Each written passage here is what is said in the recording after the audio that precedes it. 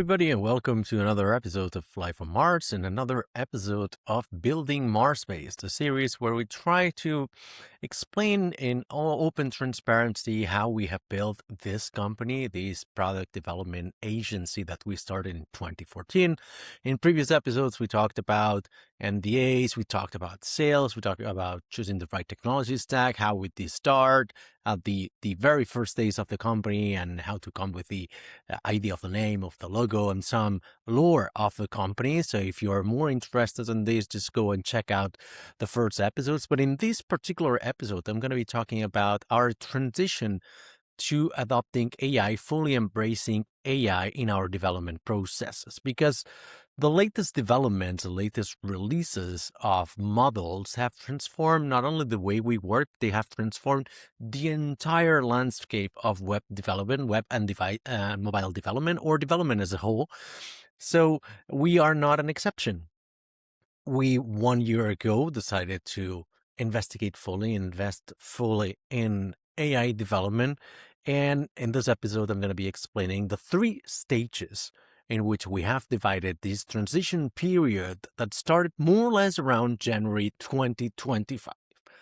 So if we go back to January 2025, a little bit earlier than that, we had to find the master plan for MarsBased for 2025. Every end of the year, the 3 co-founders of MarsBased, we get together and we decide the strategy plan for the next year, the marketing plan, the technology plan, the how many people will we hire, and what will new lines of business will launch this year, whether we will adapt to a certain trend or not. And in 2025, we decided that, this thing about AI seems like it's going somewhere after the initial hype of, 2023, early days of ChatGPT, Mid-Journey, if you remember those early days of generative AI that was mostly convenient to do some fun stuff, but they didn't really help you that much or didn't shape that much how we were working. They were not as transformational as the things that we have seen lately. We decided to be late adopters of those technologies or those methodologies or those trends. But 2025, we said, look, this thing is actually happening. We were seeing that tools like Lovable, Replit, Cursor, Windsurf, they were actually becoming pretty good at helping us do our job.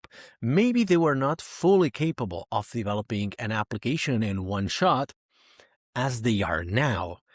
But back then, they were showing some severe promise, and we increasingly started using them more and more. Some people in the company, they were super early adopters. Some people were pretty skeptical. Some were sitting in the middle. They were fence sitters. And we decided to, you know what, it's time we built a strategy around this. So we decided that this strategy was going to be threefold. And in the first phase of this strategy was the strategy, or the part that we call the divergence.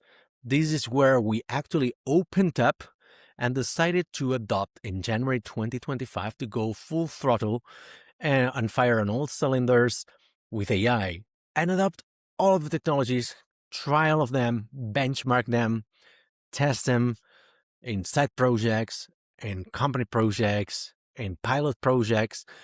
And we were testing many technologies at once because back then there was not a clear winner. Like somehow Cursor was taking the lead, but some other models were already catching up.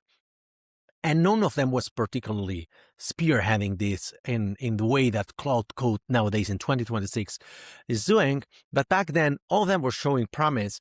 And we were even using AI more to consult information, documentation, maybe to check APIs, maybe to chat with the code, but it wasn't actually producing 100% of the code.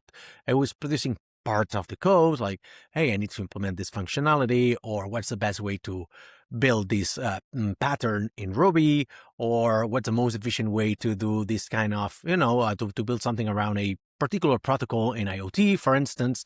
It was more of an assistant, right? And so at the beginning of the year, we decided to tell everyone in the company to go build your own stack, try your own things. We gave everyone in the team a license of Raycast AI.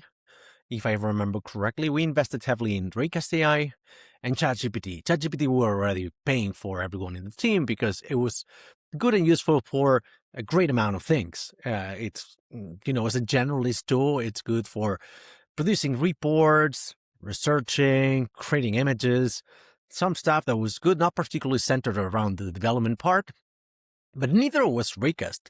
Just that Raycast felt more of a productivity tool that was pretty much embedded in our file system. So therefore, it was useful if you wanted to search something in your code base or talk to your documentation or even create your own plugins, right? And so you could create your plugin for translation, your plugin for even like testing an API or building JSON files or stuff like that.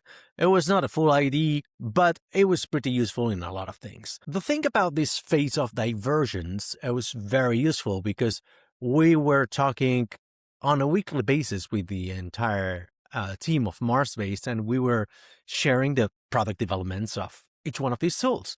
And some people are like, yeah, use Cursor for this particular reason. Look, if you just use also these plugins, it's going to do X, Y, Z and stuff like that. Some other people were on VS Code, and it was useful because we could compare and we could see many things, the pros and cons of everything. But at the end of the day, we saw that that was helpful, but not super helpful. Why? Because for one, we couldn't compare two different people using the same technology because everyone was using a different configuration. Some people were just doing their research with ChatGPT. Maybe they had a plugin or two on Raycast and they were building on Cursor. The next person was using Gemini and was not using Raycast for anything and was using VS Code. Another person was using only VI for development and maybe occasionally they would search something on Perplexity, right? And so it was very difficult to benchmark and to put everyone on the same level and compare the outputs in quality and in quantity of different teams or different people in the same team. So all in all, it was different to compare pears with apples. And so while it was useful to see what was out there and to maybe discard certain technologies or methodologies or frameworks or tools because they were either like too expensive or too incomplete or they were not secure enough or we didn't like the outputs that they produced, we decided that that was a good experiment, but we needed to move to the next phase. And that drastically happened in November, December 2025, so at the end of the year. So we spent 1 year testing, as I mentioned, tools, frameworks, libraries, even different models, and learning about Opus, Sonnet, Haiku, the codecs, and all of these, or even testing Claude towards the end of the year, towards the second half of the year, actually. And we learned many things. One of the things that we learned, maybe not very expensive, but it was significantly expensive fuck up, is we paid annual subscriptions for a lot of these tools, which we ended up not using. As a matter of fact, I'm still using a annual ChatGPT subscription we paid for last year that I'm not using anymore because I transitioned to Claude in January this year, but it's still active there. And until it runs out, I can use it. So we paid for Raycast and we paid for ChatGPT about 30 licenses of each for 1 year. So that was a moderately expensive fuck up that I hope that other people don't incur into, mostly because things change so rapidly that it doesn't really make sense to pay for an annual subscription, especially in this landscape that it evolves so rapidly that a tool that works well might be obsolete next week. And maybe you don't use it anymore after a couple of weeks because the models have drastically changed or the tendency in the market is to move towards this other thing and whatnot, right? So while we learn how to do things, we also learn how not to do things. And one of the ways of not doing things is paying upfront for the subscriptions that we saved on some bucks on paper, but we ended up losing, all of these months that we're actually, if we have paid for it upfront, but we will not be effectively using these tools. So unless you really, really need the money, and in which case you wouldn't be paying for an annual subscription anyways, don't pay for annual subscriptions for AI tools unless you're 100% convinced that this is the way to go, and I'm going to be sticking to it like my religion or my football club, and I'm going to be with them forever. In which case, might make sense, but it might not be the sanest decision in the world, because as I said, and we have seen it constantly, the new models constantly keep evolving, and they keep changing and outdating the other ones and deprecating the other ones on a almost weekly basis. Maybe not weekly, but on a monthly basis, that happens. And so we are tied to always trying the next thing. And that's another one of the perhaps the expensive learnings that we did. Not as expensive as the previous one, but this is also somewhat expensive because it produces an opportunity cost. Is the moment in which you are more interested in trying the next thing, the newest model, and you're always trying a new model, and you haven't finished testing this model, and there's another model coming out, you're actually not producing meaningful work.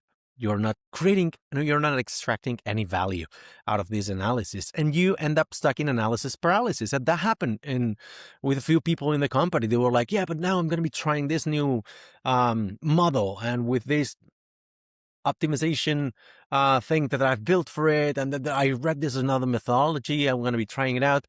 And at the end of the day, you're like, yeah, okay, yeah, you've been spending so much time in experimentation that the real output of it is very little or none at all. So if I were to go back in time, I would change these two things. One of them not paying for annual subscriptions. The second one is commit to a certain amount of rigid experimentation time every week and don't go over it. So let's say if you want to experiment 4 hours per week, that would be great on the new models and new tools and new libraries and new methodologies, but no more, because it's a rabbit hole. You can get stuck in experimentation and just go down that rabbit hole here and there, and you could spend the entire 40 hours in the week and not come out with anything tangible. Because the next week there's going to be so much new material to try that you end up not working in your actual project, and you're not delivering any kind of value to the company or to your own projects. So, as I was saying, end of phase one, this phase one that lasted for about a year, in which we made all of these learnings, more or less around December 2025, from the last 2 months of 2025, that's when Claude came in and completely revolutionized the market. And with the newest models of Claude Code back in the day, so more or less November 2025, things changed drastically. And whereas before, AI-augmented development or AI-assisted development was sort of a sophisticated autocomplete, in which you were writing your code and then the IDE was suggesting, oh, you're actually trying to write this, and so you hit tab and you autocomplete, yes, no, accept, reject. That was great. That was more of an assistant. With these models, it became an augmentation of yourself. It actually replaced yourself. And so the same meeting in which 12 years prior we had decided to embrace fully AI, the meeting we had in 2025 in December, we decided certain things for 2026, but we had to redo it again in January 2026 after we tried all of these models, and we saw that the hype around the latest developments and releases of Claude Code particularly were living up to the expectations. And that completely changed the landscape. That completely changed the company. In 2025, phase one, we saw marginal gains by using AI, just because maybe we didn't have a standardized way of using it. Maybe not everybody was fully trained to use AI. Maybe we were not actually comprehending how, context windows work, the differences between the models, large language models, small language models, this kind of task, the non-predictability of the outputs of the LLMs and stuff like that, or just the sheer reality of working with non-deterministic models. That was difficult. That was a learning curve of how to use AI in an effective manner. But in 2026, what we saw is that, hey, actually these marginal gains of 3%, 5%, 7%, even in certain projects, we're actually talking about 20, 25, 30, 40, even 50% more effective, more productive. Why did this happen? Well, for one, and this is something that there are some things that are replicable, so you can take this out from this video and apply it to your company. Some things are not replicable. For instance, what is not replicable is this year of 2025 learning, fucking up, testing, tinkering with all these tools. That's something that put us in a completely different position just because we tried everything, we learned everything, we shared everything with hive mind in the company, the 30 people that we are in MarsBased, we're trying new things. And so all of this collective, a big brain that we have built around developing with AI, that's something that is very difficult that somebody else by watching this video only and solely will be able to be in the same position that we are. However, there are other things that are much more applicable. The second one maybe is more applicable, which is, hey, if we diverged in the first phase of these of this adventure into AI-augmented development, the second phase was convergence. We saw that Claude code was the way to go. We saw that certain models were the way to go. And we even converged on certain libraries and plugins, right? And so in January 2026, we decided to just tell everyone in the company, hey, last year we experimented, last year we tinkered, last year we were sort of a lab of AI and development. This year we have already decided this is going to be our stack. We're going to be using Claude code. We're going to be using these models for particular things, these other models for these other things. We strongly advise to use these 3 or 4 plugins. Maybe like we're testing now plugins like Caveman, RTK, and stuff like that reduce or optimize the usage of tokens. And the methodology of, at the time, was research plan implement. That was a very good methodology. You know, there were kind of like 2 worlds, one spectrum in development, the other one is RPI. We decided to go with RPI for no particular reason whatsoever. Maybe Xavi, our CTO, will be able to explain better in another episode, but we tested both. We decided that was the way to go. And we decided to stick with it because the moment where we stuck with it and we standardized this across the company, we could compare the output of different people in different projects and see whether that methodology and this stack actually matches the way we work across projects, right? It was very difficult to compare before that because maybe we tried something, worked well in a project, but in the next project it didn't work. Whereas here, we can see that if everyone's using the same way of working and they're in this project half of the week and in this other project half of the week, both of them work well, this brings us closer to accepting or to finding out that this is the right methodology, right? If we find a methodology like the one that we have right now, which is heavily based on research plan implement, we are actually in a way better spot because if you can work in 5 different projects or you have 20 odd developers or engineers like we have, and they're working across projects, and this methodology seems to be working in most of the projects, if not all of them, and we haven't seen any big problem, this is the way to go for now, which is another of the learnings that we have done so far, which is, hey, what works today might not work tomorrow. But I've got to say that at the time of recording this, which is June 15, we have been using more or less the same methodology. We're still using Claude code. Of course, the models have changed significantly. Because right now we've got Opus 4.8. Back then was Opus 4.5, if I remember correctly. It was Sonnet. It was Haiku for quicker things and smaller tasks. And we recently saw Fable for about 24 hours, and then it got revoked outside of the US. But this has changed, but it hasn't really changed the way we work. The way we organize it's still the same. RPI, Claude code, these 3 or 4 ways of working. We have actually integrated everything with our ecosystem of Google Workspace, Linear, Slack, and the other tools that we've got. And this has been proven, or this has proved to be very, very consistent for the last 6 months. We expect that in the next 6 months, nothing's going to change considerably. unless maybe Fable gets released to the wide public outside of the US. Maybe there's another way of doing it. Maybe we are cut off from using all US models or something like that, which we cannot predict. But what we have seen is in this second phase, the phase of convergence, that actually right now we have been running for 6 months, we are happier, we're more effective, we're more productive, and we're learning more. And there's another byproduct of this. If everybody is using the same thing, if I share something I found out today, like, oh, if you use this slash, I find a new comment that maybe the other people don't know about, they can share it in our Slack, and everybody else will be gaining this knowledge.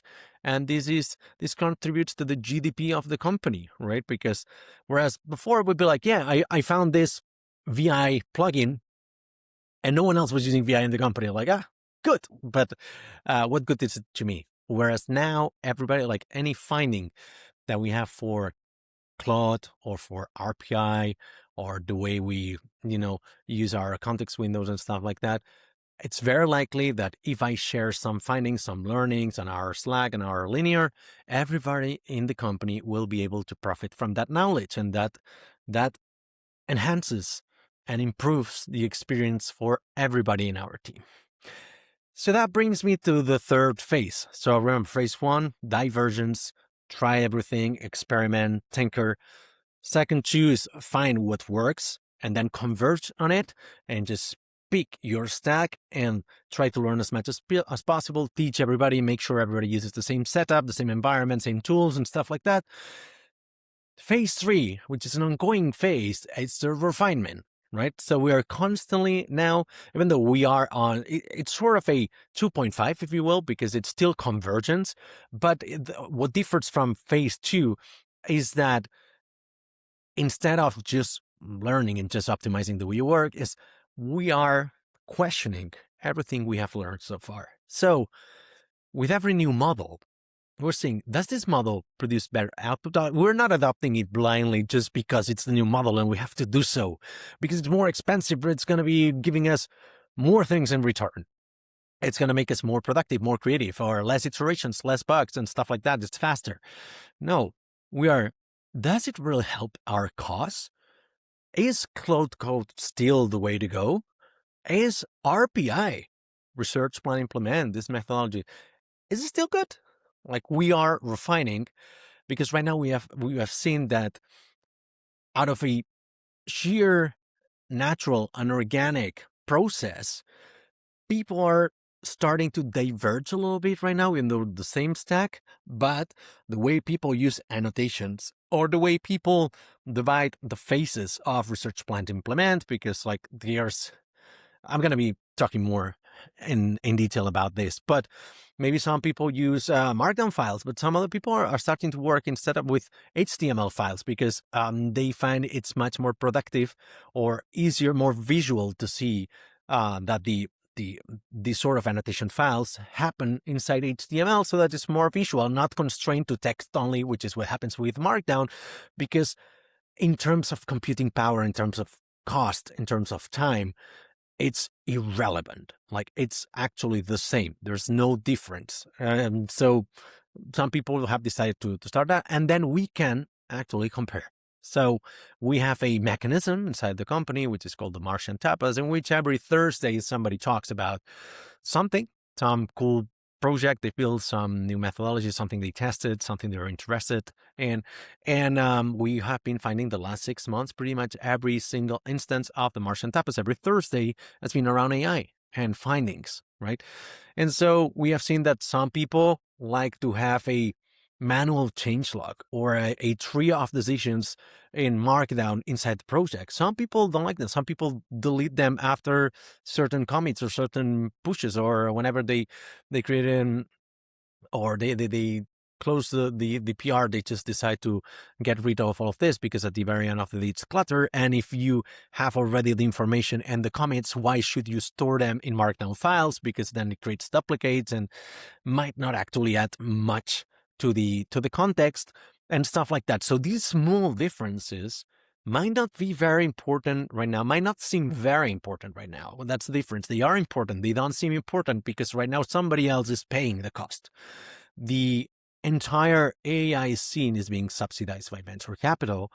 And we are seeing, like we saw at the beginning of the cloud transition, where the costs aren't really the real costs that we are going to be paying in a few months from now, maybe a few years from now. So it's very cheap to experiment. Companies and VCs are still paying for a significant percentage of the real cost of this so that they create market adoption. And in doing so, more people will use it. And in theory, that brings the costs down. But the reality is we are playing now and we are creating business models and we are using it to a certain amount of capacity that we will not be able to use it in this capacity, or these business models will not be sustainable once this subsidizing of the usage of AI or this compute power cost goes significantly up. And so that's why I think it's very important that we keep trying all of these things at the same time that we are actually advocating for and testing maybe local models and smaller models so that we maybe can become independent from, all of these US or Chinese models. We want to have something more centric to our region and completely independent in the case that a shut off happens or something like that. It's if there's a time to invest in that, it's now. So I think more or less I have explained everything I wanted to say here. As a quick summary, phase one, divergence, try many things. Everybody uses their own thing. Everybody learns in their own way. We fucked up a couple things. So we fucked up by paying significant amounts of money for upfront licenses of products we ended up not using.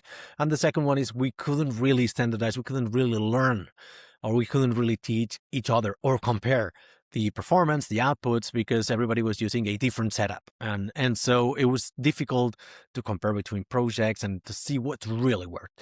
Second phase, after 1 year of experimentation and walking in the desert, we converged on a single stack, as I mentioned, so Claude Code, RPI.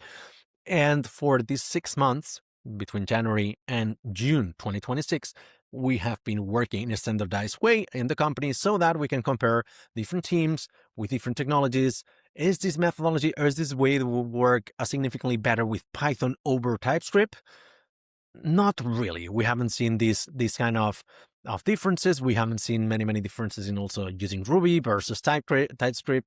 It's marginal so far, at least for the kind of work that we do. Maybe if we were to work on something much more computationally heavy, or like the sheer scale of big companies like LinkedIn or Amazon, something like that, maybe we would find different learnings and more significant differences between technologies. What we have found is the way that it seems that we're working better right now is using RPI, that we have a good methodology of implementing it and some certain patterns that help us to manage the context windows better and the documentation, the traceability of the things that we are developing, the decisions that we have been making, and the integrations with other tools that we play with like Linear, Slack, or GitHub.